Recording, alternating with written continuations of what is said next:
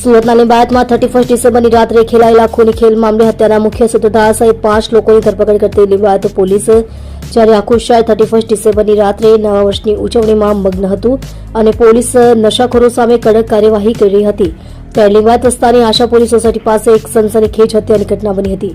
24 વર્ષીય જયેશ પટેલ નામના યુવકની નિર્મમ હત્યા બાદ લિંબાયત પોલીસે તાત્કાલિક એક્શન મોડમાં ગણતરીના કલાકોમાં જ મુખ્ય આરોપી વિશાલ વાઘ સહિત 5 શખ્સોની ધરપકડ કરી છે। મિત્રની હત્યાનો બદલો લેવા ખૂની ખેલ ખેલાયો। પોલીસ તપાસમાં બહાર આવ્યું છે કે હત્યા પાછળ જૂની અદાવત અને પ્રતિશોધની ભાવના હતી। મુખ્ય આરોપી વિશાલ વાઘની નજર જ્યારે જયેશ પટેલ પર પડી ત્યારે તેને જૂની અદાવત યાદ આવી ગઈ। વિશાલે કબૂલાત કરી કે વર્ષ 2020માં જયેશે તેમના મિત્ર ગણેશની હત્યા કરી હતી।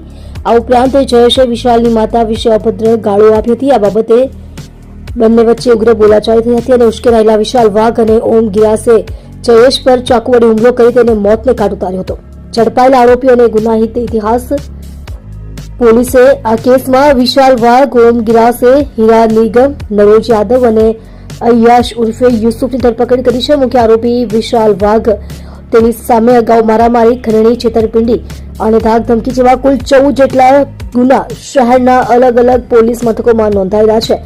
મૃતક જયેશ પટેલ જયેશ પોતે પણ ગુનાહિત ઇતિહાસ ધરાવતો હતો। તેના પર 2020માં હત્યાનો ગુનો નોંધાયો હતો અને તે ગુસ્સીટોકના ગુનામાં પણ સંડોવાયેલો હતો।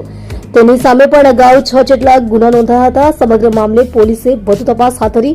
આ કેસમાં હજુ પણ એક આરોપી પોલીસ પકડથી દૂર છે જેને પકડવા માટે લિંબાયત પોલીસે ચક્રો ગતિમાન કર્યા છે। આ ઘટનાએ ફરી એકવાર શહેરના લિંબાયત વિસ્તારમાં અસામાજિક તત્વો વચ્ચે ચાલતી જૂની અદાવતો અને ગેંગવોર જેવી સ્થિતિને સપાટી પર લાવી દીધી છે।